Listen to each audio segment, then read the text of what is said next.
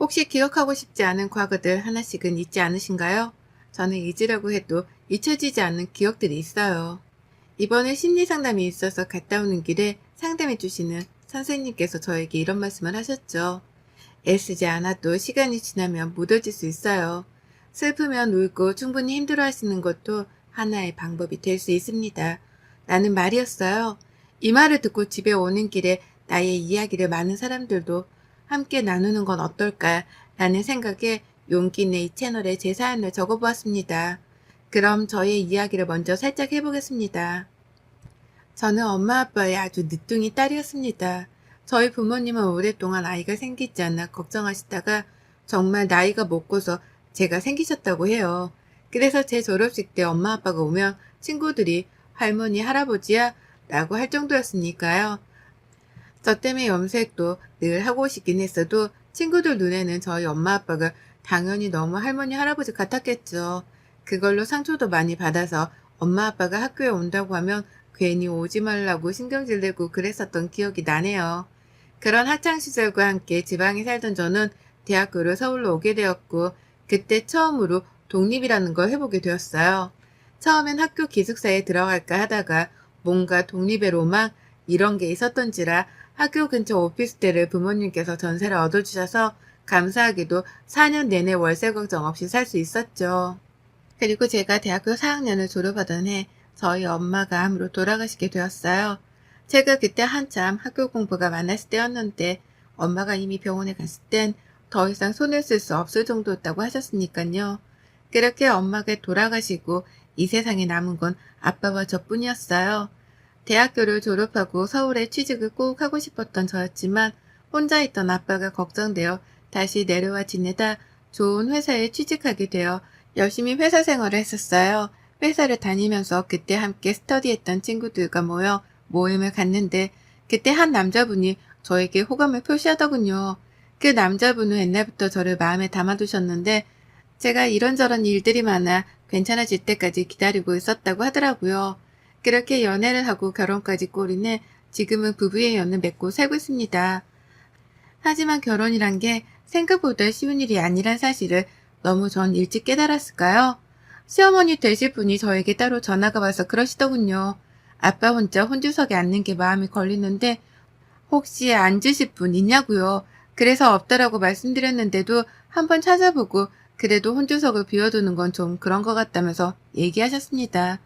이 얘기를 차마 아빠한테 직접 할 수 없어서 이야기를 못하고 있는데 아빠가 저에게 먼저 엄마 빈자리에 네가 괜찮다면 이모가 앉으면 어떻겠냐고 물어보셨어요.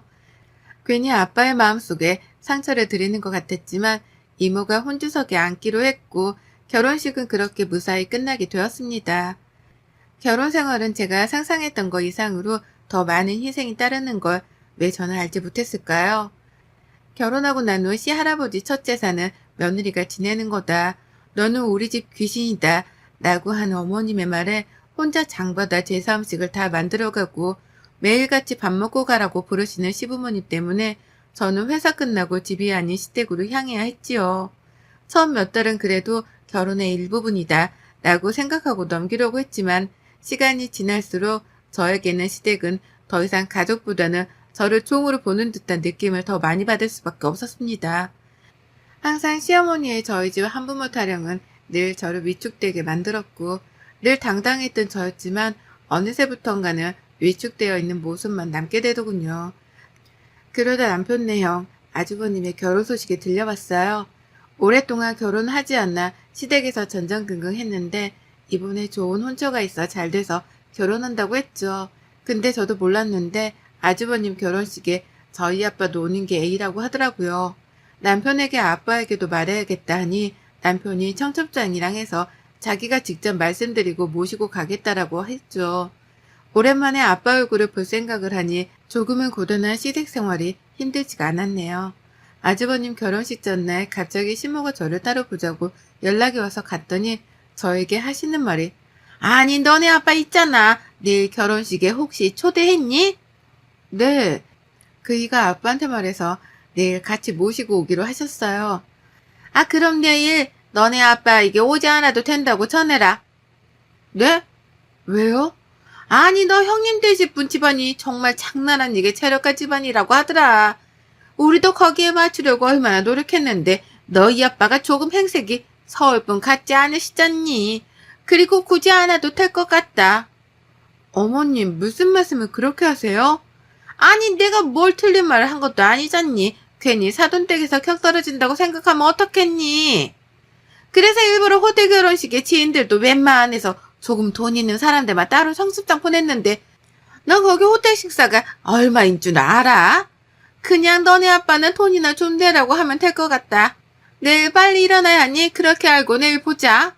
그리고 덧붙이는 말에는 저에게 남편에게 이런 말 하지 말라고 했어요. 괜히 네가 말하면 모자 사이에 싸움밖에 더 일어나겠냐고요. 네가 알아서 잘 처신해야지. 그것도 네 몫이라고요. 이렇게 된 이상 아빠를 모시고 오는 건 더 이상 의미가 없을 것 같아 남편에게는 아빠가 편찮으셔서 올라오기 좀 힘들다고 말하고 아빠한테는 소규모로 진행되는 예식이라 아빠까지 오면 시댁에서 죄송하다고 다음에 뵙자고 한다고 둘러대었어요. 아빠는 그래도 사돈총과 결혼하니 부조금을 꼭 하신다고 하시길래 아빠 이름으로 해서 냈어요. 결혼식 당일이 되고 호텔에서 결혼식을 올리는데 호텔 결혼식 대관료와 식대만 해도 정말 헉 하는 소리가 날 정도로 금액이 나왔더라고요. 어차피 제가 될 거 아니니 그렇게 결혼식을 마치고 집으로 왔어요. 그리고 결혼하고 처음 인사 오는 아주버님 내외를 보니 저는 한 번 더 좌절할 수밖에 없었죠.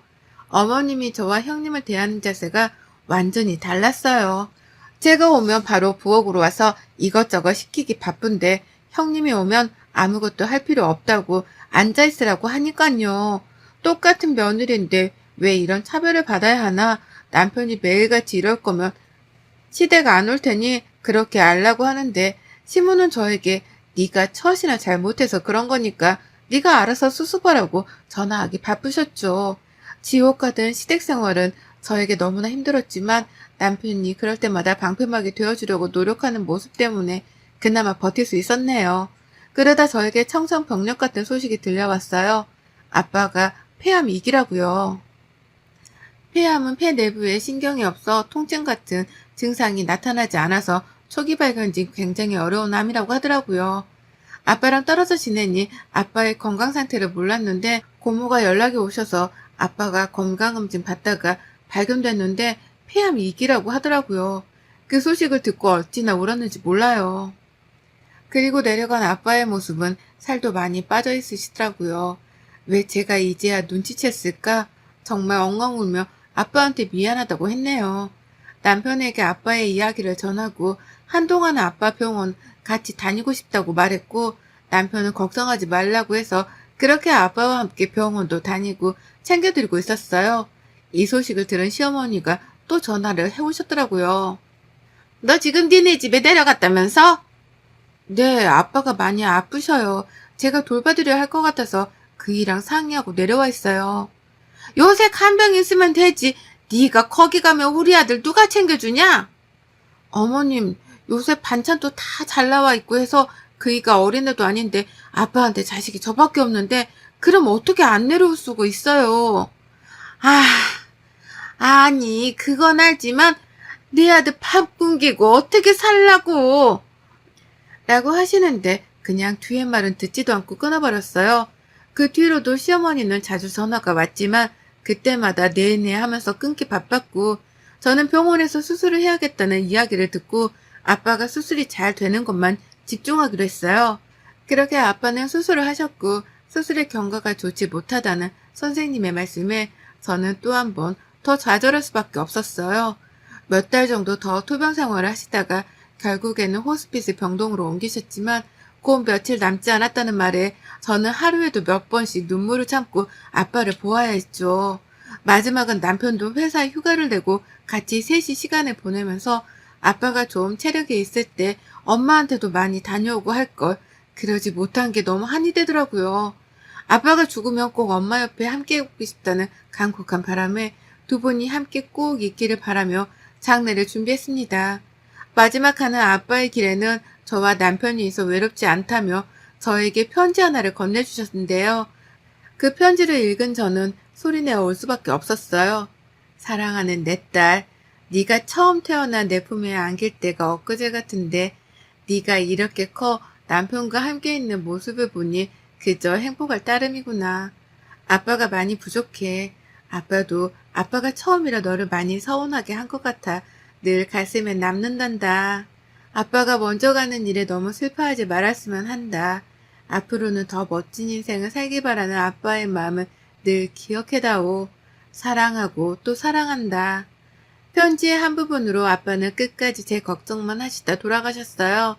그렇게 남편을 품에서 꺼이꺼이 울다 남편이 마지막 가시는 길에 우리가 웃는 모습으로 보내드리자고 했고 저희 아빠는 그렇게 돌아가시게 되었습니다. 장례는 3일정으로 지내기로 했고 남편은 저 대신 분주하게 돌아다녀야 했죠. 그렇게 시댁에도 아빠의 부고 소식을 전해드렸는데요. 어머님이 갑자기 저한테 처음으로 미안하다는 말을 하시더군요. 얘야, 이번에 아빠가 그렇게 되고 나서 얼마나 상심이 컸니? 가족들이랑 다 같이 장례식에 가봐야 하는데 글쎄 네 시할머니가 편찮으셔서 거기에 가봐야겠더라. 곧 오늘 내일 하신다고 하는데 자리를 비우기가 힘들구나.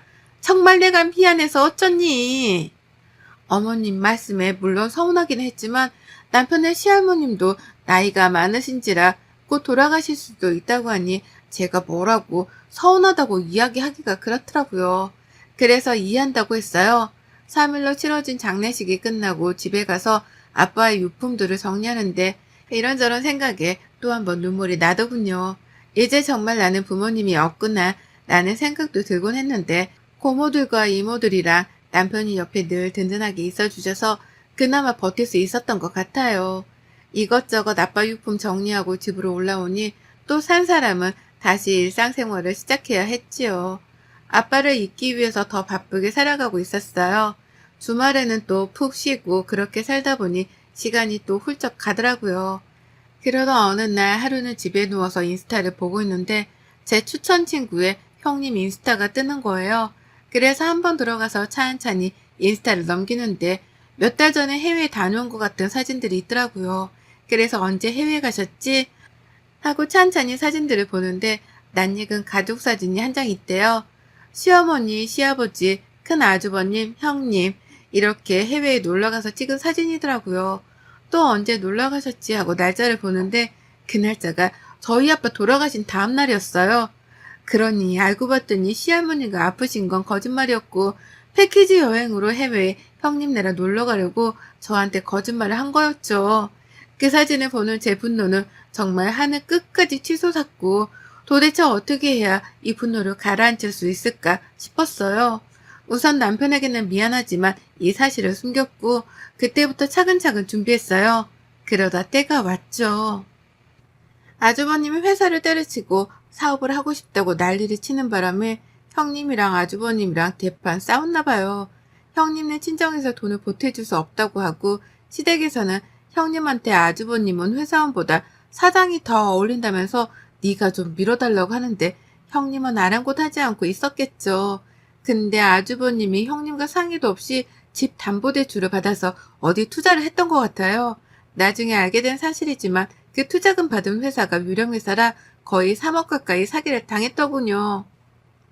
그때부터 시어머니는 형님한테 발이 되게 빌더라고요. 당장 집까지 담보대출 받아서 아주버님이 형님한테 제발 친정에서 장인어른한테 돈 좀 빌리자고 하는데 참 형님네 집이 부자? 재력가? 라고 하더니만 실상은 거지 그 자체였어요. 벌써 회사는 거의 폐업하는 수준이었고 형님 결혼할 때 결혼비용도 시댁에서 대출받아서 다 내주었나 봐요. 형님네 친정에서 아주버님 외제차 뽑아줬다고 했는데 그것도 알고 봤더니 그냥 렌트였고요. 옛날에 잘 산 건 맞았는데 지금 코로나 때문에 회사가 어려워서 문 닫을 위기였는데 형님은 여우 같아서 말 안 하고 공주대접 받으려고 했겠죠. 이제 돈 나올 구멍이 없으니 남편한테 전화해서 빌려달라고 쌩 난리를 치더라고요. 그래서 남편은 우리도 돈 없다. 어디 가서 돈 빌리냐. 형수님네 돈 많이 번다고 우리 와이프까지 무시할 땐 언제고 이제 봐서 돈을 빌리냐. 진짜 형 뻔뻔하다고 했나봐요. 근데 이제 저한테까지 어머님이 전화를 해오더라고요.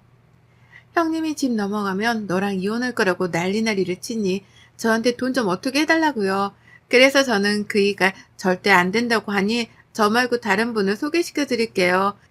그분한테 한번 말씀해 볼게요. 했어요. 아빠 친구분이신데 지방에서 굉장히 유력한 재력가셔서 아마 3억 정도는 충분히 되실 것 같아요. 그리고 나서 그분한테 3억을 빌렸다고 하더라고요. 이자가 좀 세긴 한데 어쩔 수 없으니 급한 불이라도 끈다고요. 근데 당연히 사금융이니까 이자가 셀 수밖에 없잖아요.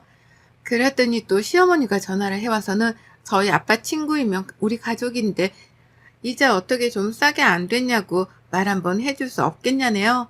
그래서 없다. 제가 무슨 힘이 있어서 그러겠냐. 그분한테 직접 이야기하셔라. 라고 했더니 지금 돈 빌리고 몇 달 이자를 밀리셨나 봐요. 그 이자랑 원금까지 하려니 아주 미쳐버리겠죠.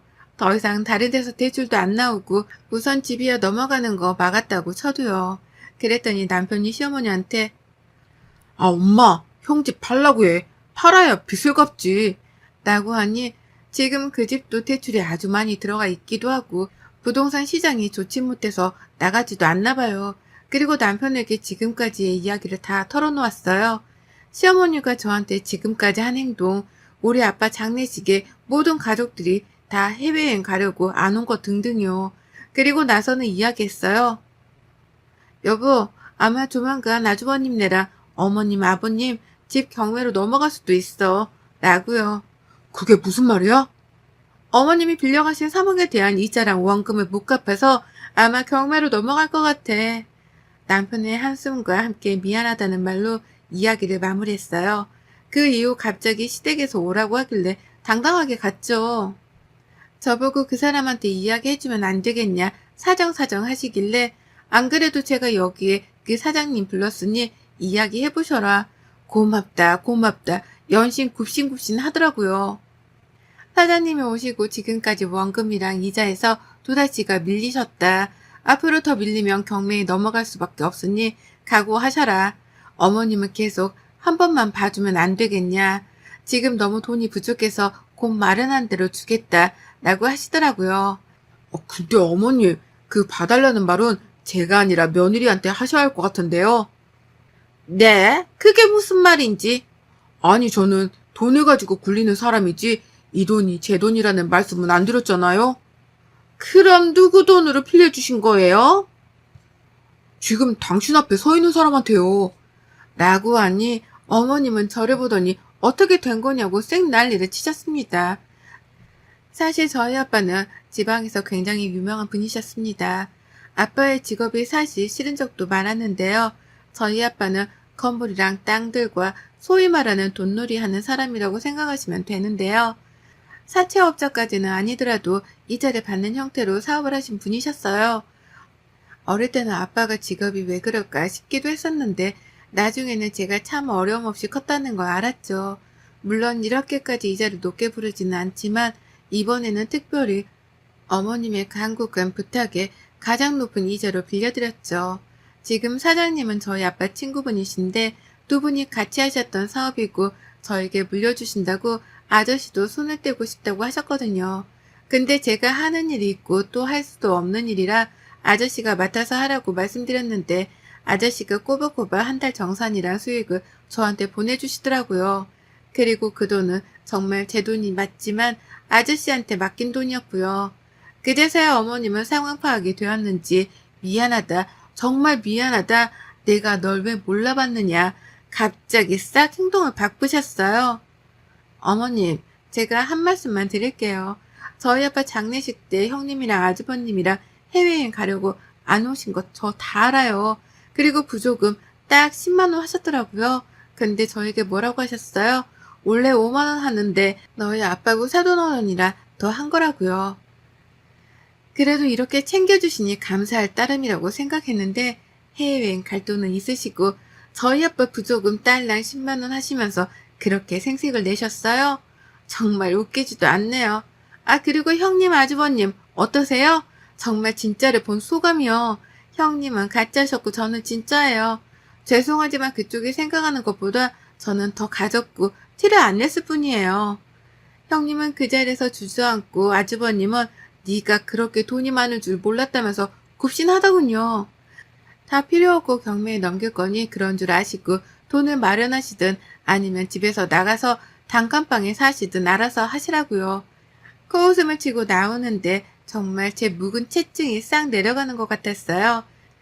그 뒤로 시댁집은 경매에 넘어갔고 지금 두 분이 월세 사시는 걸로 알고 있어요. 후기입니다. 형님은 아주버님과 이혼소송 중에 있다고 하네요. 둘 다 서로 사기 결혼했다고 결혼 무효소송까지 진행 중이라는데 그 변호사 비용은 둘 다 어떻게 하려고 참 답이 안 나오네요. 그리고 저는 이렇게 된 이상 남편이랑 더 이상 살아도 남편이 저를 보면서 늘 힘들어할 것 같아 이혼하자고 했지만 남편은 자기 부모님과 더 이상 연애 이어가지 않겠다고 하더라고요.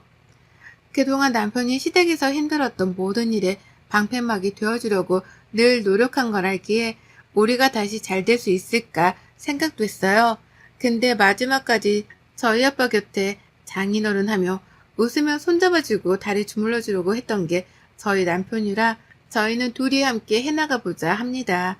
마지막으로 긴 글 읽어주신 모든 분들께 감사드리며 늘 여러분이 행복하기를 기도하겠습니다. 여러분의 생각은 댓글로 남겨주세요. 오늘도 시청해주셔서 정말 감사합니다.